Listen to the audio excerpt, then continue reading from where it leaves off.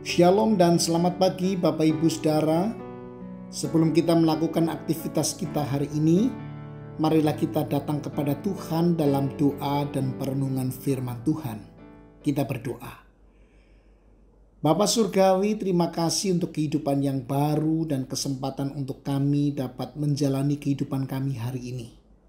Kami butuh tuntunan-Mu agar hidup kami hari ini dapat memperkenankan-Mu. Kami hendak merenungkan firman-Mu, tolonglah kami untuk dapat memahaminya. Dalam Kristus Yesus Tuhan kami berdoa. Amin. Bacaan Alkitab hari ini dari Matius 26 ayat 47 sampai dengan ayat 68. Dan saya hanya akan membacakan ayat 56 saja. Demikian. Akan tetapi, semua ini terjadi supaya genap yang ada tertulis dalam kitab nabi-nabi. Lalu semua murid itu meninggalkan dia dan melarikan diri. Bapak Ibu Saudara yang dikasihi Tuhan, bacaan Alkitab hari ini menampilkan rencana terakhir para pembenci Yesus untuk menjatuhkan hukuman kepada Yesus. Di Getsemani, segerombolan orang membawa pedang dan pentung datang untuk menangkap Yesus.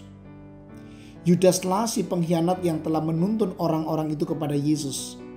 Dengan satu kali ciuman yang mestinya menjadi tanda cinta kasih, justru menjadi tanda pengkhianatan. Setelah itu kita menyaksikan juga bagaimana Yesus dihadapkan kepada mahkamah agama untuk diadili. Ini setting kisah yang ada di Matius pasal 26 ayat 47 sampai 68. Nah, kita melihat di sini Yesus ditangkap kemudian diadili. Namun dari sikap dan perkataan bahkan tindakan Yesus ketika ia ditangkap dan diadili, kemudian ketika dia ada di hadapan mahkamah agama, nampak sekali bahwa Yesus sendiri yang memegang kendali atas semua keadaan.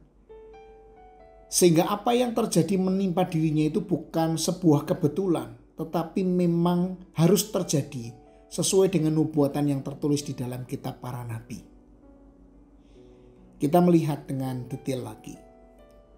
Ketika menghadapi Yudas yang datang dengan ciuman pengkhianatan itu, Yesus langsung menelanjangi tipu muslihatnya. Yesus berkata, "Hai teman, untuk itukah engkau datang?" Kemudian ketika menghadapi para serdadu yang menangkapnya, kita melihat Yesus tidak berupaya untuk mengelak atau melarikan diri. Apalagi sebelumnya dia sudah menyatakan tekadnya dengan bulat untuk menerima konsekuensi penderitaan karena tunduk kepada kehendak Allah ini, kepada Allah Bapaknya.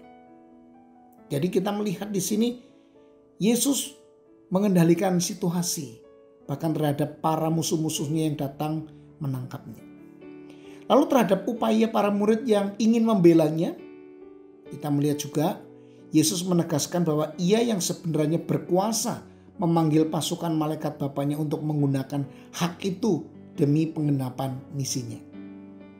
Lalu terhadap hamba imam besar yang telinganya putus, Yesus menunjukkan belas kasih dan kuasanya. Bapak Ibu Saudara bisa melihat setiap peristiwa yang terjadi yang menimpa Yesus yang nampaknya lemah, tetapi dia berkuasa mengendalikan semua situasi agar terjadi sesuai dengan nubuatan. Jadi di sini kita melihat Yesus sepenuhnya mengendalikan situasi. Hari ini Bapak Ibu Saudara, kita perlu percaya dan mempercayakan hidup kita kepada Dia, sebab Dia memegang kendali atas hidup kita dan atas segala peristiwa yang terjadi pada kita. Agar semuanya sesuai dengan rencana dan kehendak Tuhan bagi kemuliaannya dan untuk kebaikan kita.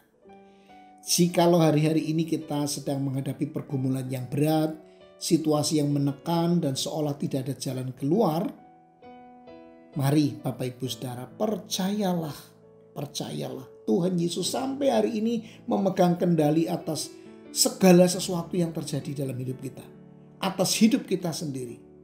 Percayalah kepada Dia dan percayakan kepada Dia. Izinkan Dia melakukan kehendaknya dalam hidup kita.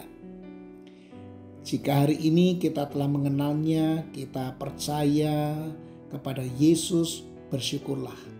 Karena kita berarti punya Allah yang memegang kendali atas hidup kita.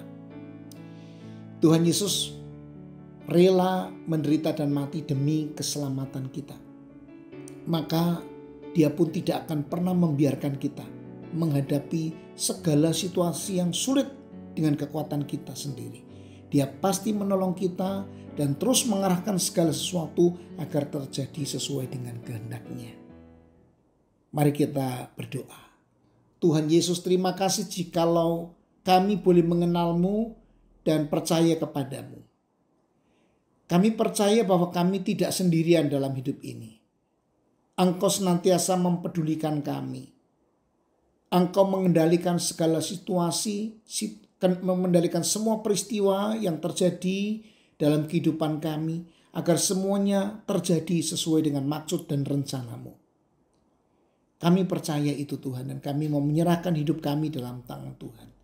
Terima kasih untuk pengorbanan-Mu di kayu salib yang membuat kami memperoleh penebusan dan keselamatan.